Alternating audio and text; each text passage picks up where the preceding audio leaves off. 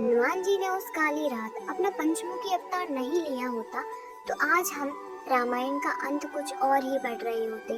शायद प्रभु राम आज हमारे बीच होते ही नहीं।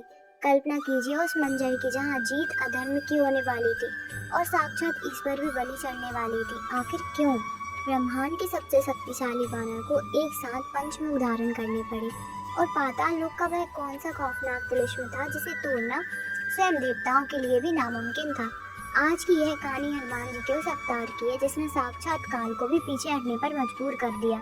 लंका का महासंग्राम से निर्भय रूप में था और जब रावण की हर चाल विफल हो गई थी तब उसने अपनी आखिरी उम्मीद पाताल लोक के मायावी सम्राट अहि रावण को बुलाया।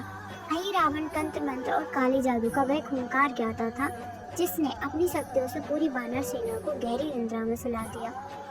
फिर जो हुआ उसने ब्रह्मांड को हिला दिया। उसने रातों रात श्री राम और लक्ष्मण का अपहरण किया, उन्हें पाताल लोक की उन गहराई में ले गया जहाँ सूरज की किरणें भी नहीं पहुँचती थी। उसका इरादा लोक कपा देने वाला था। सूर्योदय से पहले माँ भवानी के सामने रघुकुल के इन दो दीपकों की बलि देना चाह रहा था। जब विभीषण ने इस काली साजिश का पर्दाफाश किया तो हनुमान जी एक पल गवाए बिना पाताल लोक में उड़ गए। वहां पहुंचकर उन्होंने देखा कि वो किसी बुरे सपने जैसा था। श्री राम और लक्ष्मण बेड़ियों में जकड़े हुए थे। उनके चारों ओर 5 अलग दिशाओं में दीपक जल रहे थे। आई रावण एक अहंकारी और राक्षसी हंसी था।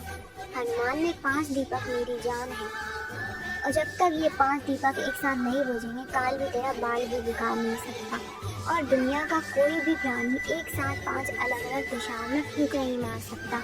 भाई वो क्षण था जब हनुमान जी ने अपना सबसे अद्भुत और विराट पंचमुखी रूप धारण किया। पूर्व दिशा में वानर मुख, दक्षिण दिशा में नरसिंह मुख, पश्चिम दिशा में गरुड़ मुख, उत्तर दिशा में बारह मुख और आकाश की ओर वीर मुख। हनुमान जी के रूप में जैसे पूरे पाताल लोक को अपनी मुट्ठी में ले लिया। उन्होंने अपनी 5 दिशाओं के मुखों में ऐसी प्रचंड वायु छोड़ी कि एक ही पल में 5 दीपक बुझ गए। अहि रावण की शक्ति ताश के पत्तों की तरह ढह गई और हनुमान जी ने क्षण भर में उस अधर्मी का अंत कर दिया। यही कारण है कि पंचमुखी हनुमान जी को एक ऐसा दिव्य रक्षक माना जाता है जो हर दिशा में अपने भक्तों पर आने वाली मुसीबतों को सोख लेते हैं। तो कमेंट में पूरे गर्व के साथ लिखें जय श्री राम।